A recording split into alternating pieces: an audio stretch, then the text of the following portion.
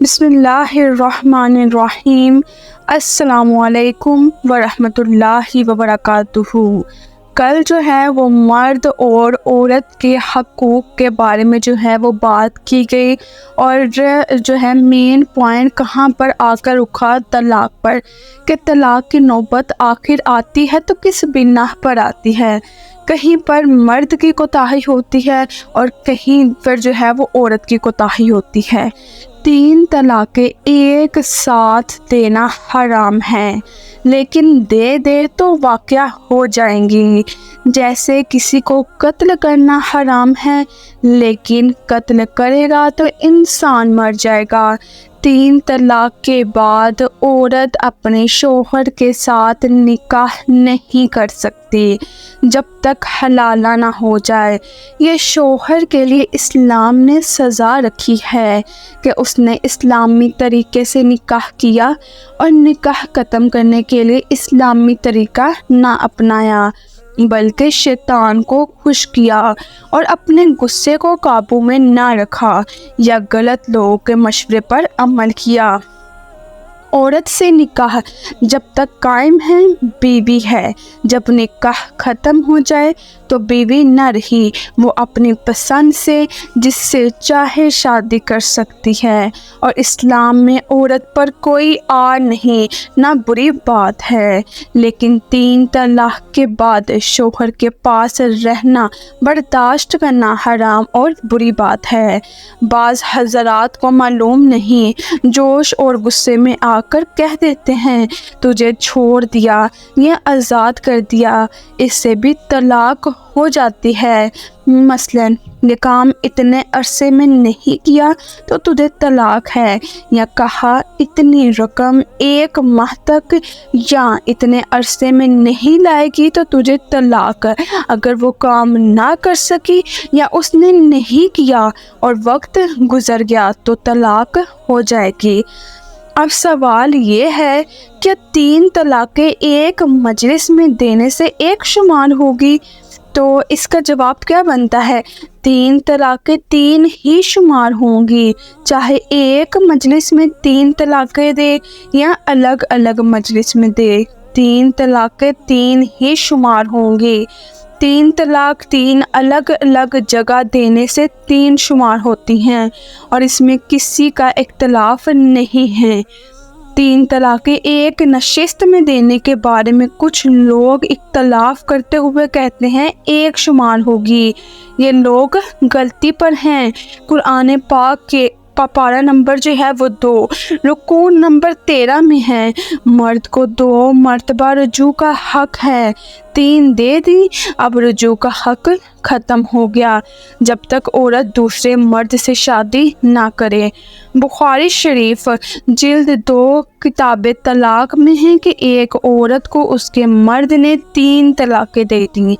عورت نے دوسرے مرد سے نکاح کے بعد پہلے مرد کے پاس آنا چاہا، آپ صلی اللہ علیہ وآلہ وسلم نے آنے سے منع کر دیا، یہاں تک کہ نیا مرد عورت ایک دوسرے کا مزہ نہ چکھ لیں۔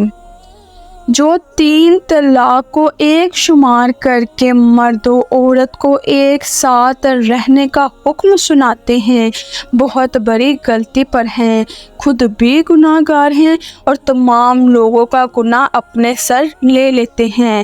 3 طلاق دینے کے بعد مرد اور عورت جو باہم ساتھ زندگی گزاریں گے وہ زنا اور گناہ میں گزرے گی، بعد میں ہونے والی اولاد بھی زنا والی ہوگی، باپ سے نسبت بھی ثابت نہ ہوگی۔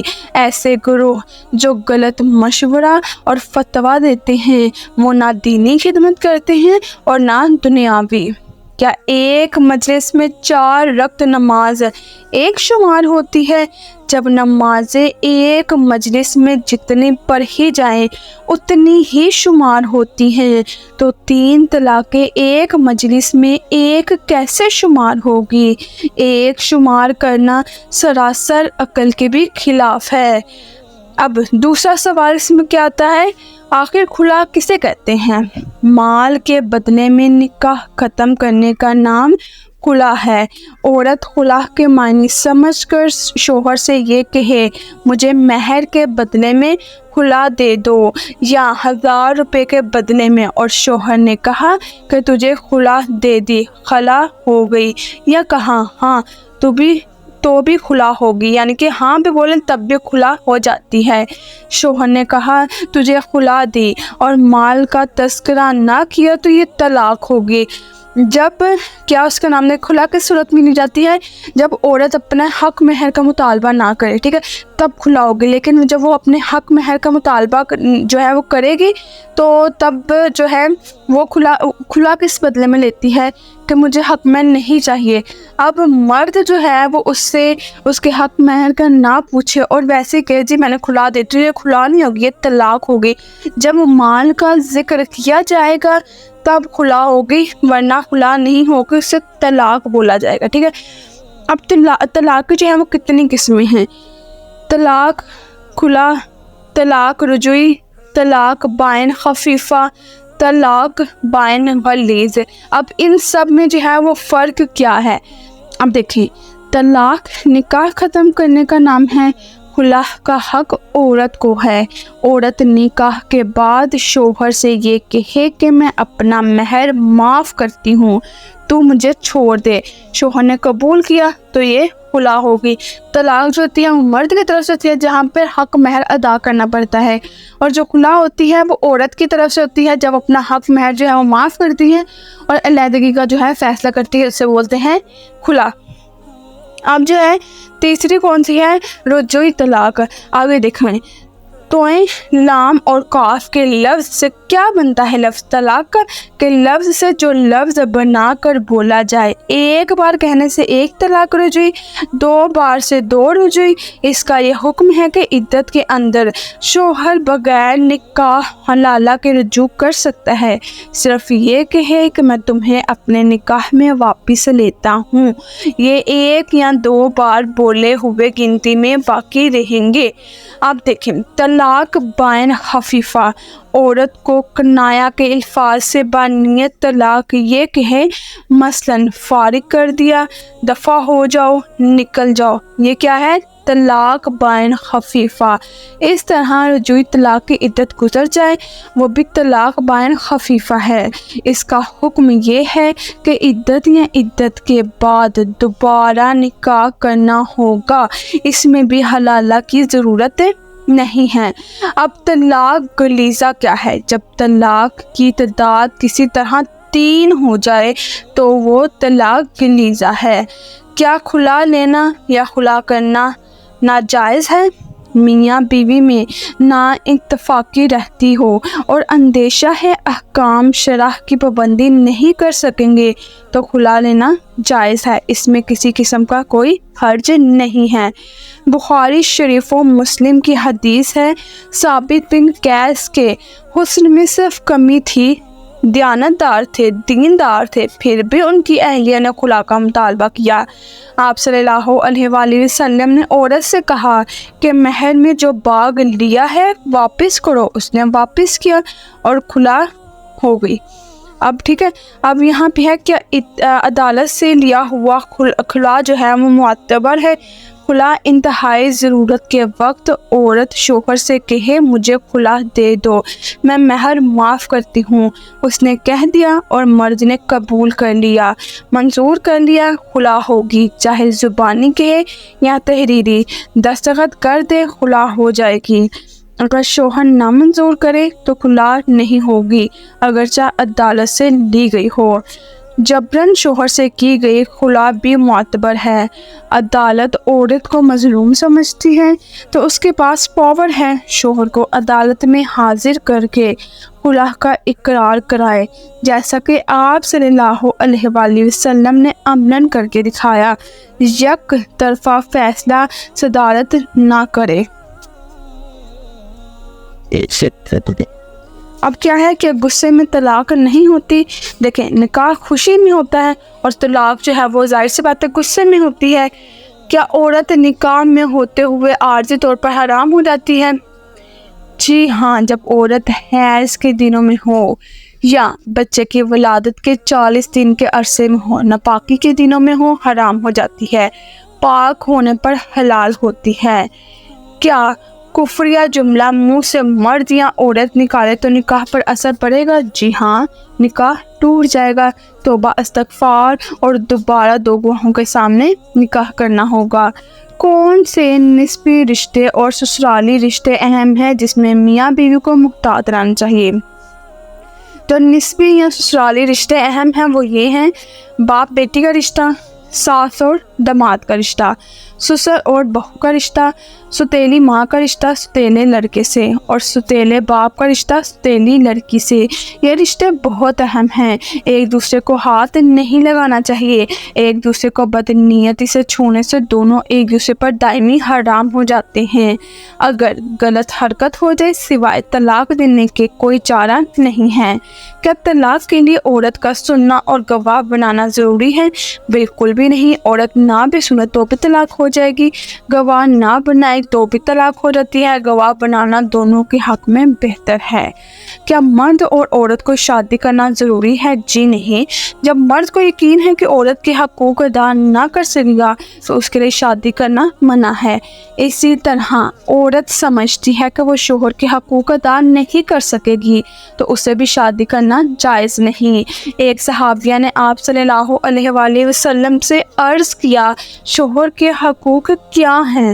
تو آپ صلی اللہ علیہ وآلہ وسلم نے فرمایا، یہ سارے جو ہے وہ خواتین جو ہے اس کو لازمی سنیے گا۔ آپ صلی اللہ علیہ وآلہ وسلم نے مردوں کے بارے میں دیکھے کیا فرمایا، اگر شوہر کا جسم پیپ سے بھر جائے اور تم منہ سے چاٹے یعنی صاف کرے پھر بھی اس کا حق ادا نہ ہوگا۔ عورت نے کہا، میں اتنا عظیم حق انجام دینے کے قابل نہیں ہوں، میں شادی نہ کروں تو کوئی گناہ ہے؟ آپ صلی اللہ علیہ وآلہ وسلم نے فرمایا، نہیں، جبکہ تو گناہ سے بچے، یعنی اگر شادی نہیں کرنی ہے تو حرام کاموں سے بھی بچنا لازمی ہے۔ کون کون سی عورتیں جو ہیں وہ مردوں پر حرام ہو جاتی ہیں؟ یعنی پہلی، والدہ، بیٹی، دادی، پردادی، نانی، پرنانی، اور جو ہماری نسلیں چلتی آ رہی ہیں اوپر ان سے اوپر، ٹھیک ہے؟ پھر آگے پھوپھی، بھتیجی، بھانجی، بھتیجی اور پھوپھی کو جمع، بھانجی اور خالہ، 2 بہنیں ایک ساتھ، 2 ایسی عورتوں کو جمع کرنا کہ اگر ان میں سے کسی ایک کو مرد تصور کیا جائے تو ان کا آپس میں نکاح حرام ہو، جیسے پھوپھی اور بھتیجی۔ رضاعت سے کون سی عورتیں حرام ہیں؟ یعنی رضائی ماں، رضائی بہن، رضائی دادی، پردادی اور اوپر تک۔ پھر اسی طرح ننیال میں آ جائے رضائی نانی، پرنانی اور اوپر تک، رضائی بھتیجی اور بھانجی۔ سسرالی رشتے جو ہیں وہ کون کون سے حرام ہیں؟ ساس، سسر، داماد، بہو، نانی، ساس، دادی ساس، نانا سسر اور دادا سسر، ٹھیک ہے؟ اب ایک ماں کی اپنی بیٹی کو نصیحت، اور یہ ہر ماں باپ کو جو ہے وہ اپنی بیٹی کو لازمی کرنی چاہیے۔ اگر وصیت کو اس لیے ترک کر دینا روا ہوتا کہ جس کو وصیت کی جا رہی ہے وہ خود عقل مند ہے تو میں تجھے وصیت نہ کرتی، تو اس میں کیا ہے؟ لیکن وصیت غافل کے لیے یادداشت اور عقل مند کے لیے ایک ضرورت ہے۔ حقیقت یہ ہے کہ عورتیں مردوں کے لیے پیدا کی گئی ہیں اور مرد عورتوں کے لیے پیدا کیے گئے ہیں۔ اے میری نوری نظر، آج تو اس فضا کو الوداع کہہ رہی ہے جس میں تو پیدا ہوئی ہے۔ آج تو اس گھر کو چھوڑ رہی ہے جس میں تو نے نشو نما پائی، ایک ایسے آشیانے کی طرف جا رہی ہے جسے تو جانتی بھی نہیں، ایک ایسے ساتھی کی طرف کوچ کر رہی ہے جس کو تو پہچانتے ہی نہیں۔ بس وہ تجھے نکاح میں لینے سے تیرا نگہبان اور مالک بن گیا ہے تو اس کے لیے فرما بردار کنیز بن جا، وہ تیرا وفادار بن جائے گا۔ اے میری لگتے جگر، اپنی ماں سے 9 باتیں یاد کر لے، یہ تیرے لیے قیمتی سرمایہ اور مفید یادداشت ثابت ہوگی۔ نمبر 1، سنگت کا ناز سے دائمی بنے گی اور باہمی میل جول اس کی بات سننے اور اس کا حکم بجا لانے سے پر مسرت ہوگی۔ نمبر 2، جہاں جہاں اس کی نگاہ پڑتی ہے اس جگہ کا خاص خیال رکھ، اور جہاں جہاں اس کی ناک سونگھتی ہے اس کے بارے میں محتاط رہ، تاکہ اس کی نگاہ تیرے جسم اور لباس کے کسی ایسے حصے پر نہ پڑے جو بدنما اور غلیظ ہو اور تجھ سے اسے بدبو آئے، بلکہ خوشبو سونگھے۔ اس بات کا خاص خیال رکھنا۔ نمبر 3، اس کے کھانے کا وقت کا خاص خیال رکھنا، اور جب وہ سوئے تو اس کے آرام میں خلل نہ ڈالنا، کیونکہ بھوک کی حرارت شعلہ بن جایا کرتی ہے اور نیند میں خلل اندازی بغض کا باعث بنتی ہے۔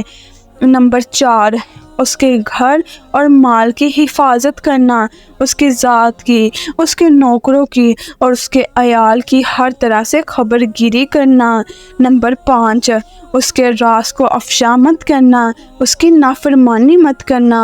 اگر تو اس کے راز کو افشا کرے گی تو اس کے عذر سے محفوظ نہ رہ سکے گی، اور اگر اس کے حکم کی نافرمانی کرے گی تو اس کے سینے میں تیرے بارے میں بغض آ جائے گا۔ نمبر 6، جب وہ غمگین ہو، افسردہ ہو تو خوشی کے اظہار سے اجتناب کرنا، اور جب وہ خوشحال ہو تو اس کے سامنے منہ پسور کر مت بیٹھنا۔ پہلی خصلت آداب زوجیت کی ادائیگی میں کوتاہی ہے، اور دوسری خصلت بھی جو ہے وہ ہماری نافرمانی ہے۔ جتنا تم سے ہو سکے اس کی تعظیم بجا لانا۔ نمبر 7، اس کا احترام کرنا۔ نمبر 8، جس قدر تم اس کی ہم نوا ہوگی اتنی ہی قدر وہ تمہیں اپنا رفیق حیات بنائے رکھے گا۔ نمبر 9، اچھی طرح جان لو تم جس چیز کو پسند کرتی ہو اسے نہیں پا سکتی جب تم اس کوئی رضا کو اپنی رضا پر اور اس کی خواہش کو اپنی خواہش پر ترجیح نہ دو، خواہ وہ بات تمہیں پسند ہو یا نہ پسند ہو۔ اے بیٹی، اللہ تیرا بھلا کرے۔